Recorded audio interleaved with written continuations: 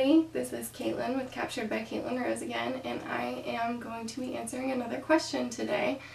Last video kind of ran a little bit long, so for the rest of my Q&A series, I'm just going to answer one question at a time to keep it a little bit briefer. And this week, I'm going to be answering the question of what should you do when you're looking for a wedding photographer? This is a question that a lot of people kind of get overwhelmed by because there are a ton of photographers in this day and age. It's easier for people to buy cameras. There's a lot more classes available online than there used to be, and so there's a lot of resources out there that have increased the number of photographers out on the market. I am obviously one of them who started within the digital age, so I have for sure been part of the saturation problem.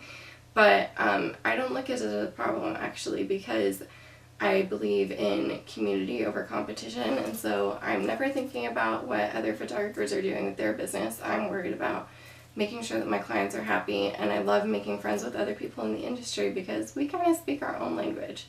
So to me, I think wedding photography is such an important job, and I think that finding the right fit is really vital to you having the best experience possible. So I have a few tips for what to do while you are on the hunt for your perfect photographer. One of the things that I think is really important is asking to see a couple of full weddings. I think you should ask for at least 3 so that you can see what it looks like when they actually deliver a completed gallery to their clients. And that way you can see how they work in several different lighting conditions. So you have your indoor shots while they're getting ready. If there's in a church ceremony, you can kind of see how they handle that lighting, because a lot of churches aren't really set up well for beautiful photography. If they are working well with off-camera flash during a reception, because if you're having a nighttime reception, they're going to need to use some flash. Oftentimes available light isn't quite enough, so you need to see what their reception shots look like. And see beyond just what we put on our blogs, because obviously our blogs are just going to be the highlights. We don't put all of the family portraits on our blog posts, so you kind of don't see exactly how the whole wedding flows, and I think it's important to see a full gallery rather than just some highlights of the best shots. And I think that 3 can kind of give you some confidence in, like, this is somebody who has really developed a cohesive approach.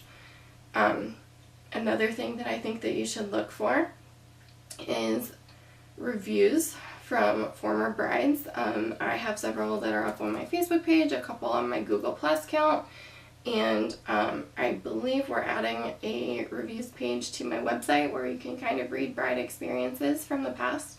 I think it's important because you want to hear from other couples who have been in your shoes and worked with this photographer before and see what they thought of their experience, because, you know, it's important to know that the person that you're bringing into your wedding day is professional and knows what they're doing, and so you can kind of gain some confidence from what you hear from brides who have worked with them in the past and seen them in a work setting.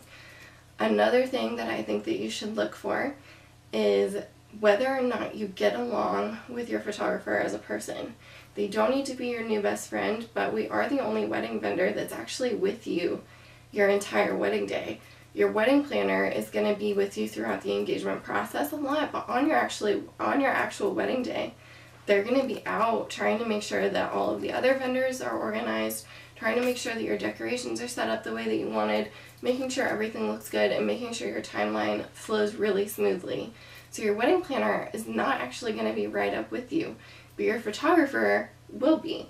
The whole day. We're with you while you get ready to get married, and that's a really intimate experience, so you need to make sure that you're not bringing in somebody that you don't feel comfortable around.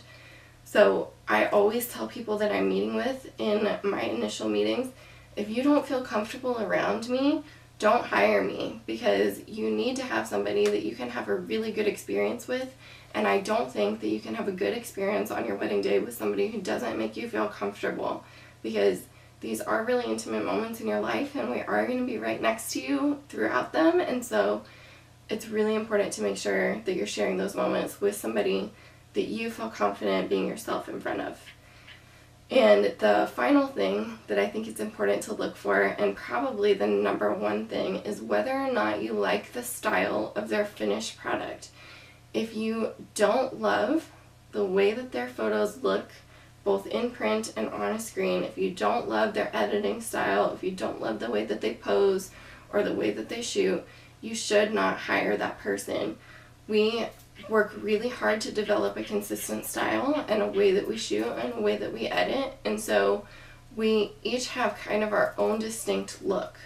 And if you don't love, say if you really like the bright and airy photographs, but you're talking to a photographer whose images are a little bit more moody lighting and a little bit darker than the bright and airy, you're not going to get bright and airy photos from a photographer who is primarily focused on the moodier edits. You really need to make sure that you're finding somebody whose style you love and actually would want to see yourself in and see yourself on the walls. Don't think that, oh, well, I like that style, but this photographer doesn't have it, and this other photographer who doesn't have that style is a little bit cheaper or something, and so I'm going to go with the cheaper one and hope that they can edit that way. That's not how it works. My dog just joined me. You are going to have, your photos are going to turn out the way that your photographer usually edits. Hi, buddy. And so if you don't love that style in the finished product, that shouldn't be a photographer that you work with. You need to make sure that you love their photos before you commit to hiring them to take your photos. So those are my tips for finding your perfect wedding photographer. I hope that they're helpful in your wedding planning journey. I would love to be your wedding photographer, of course, but if I'm not the right fit, that's great. I hope these tips help you find the exact right person to do the job for you.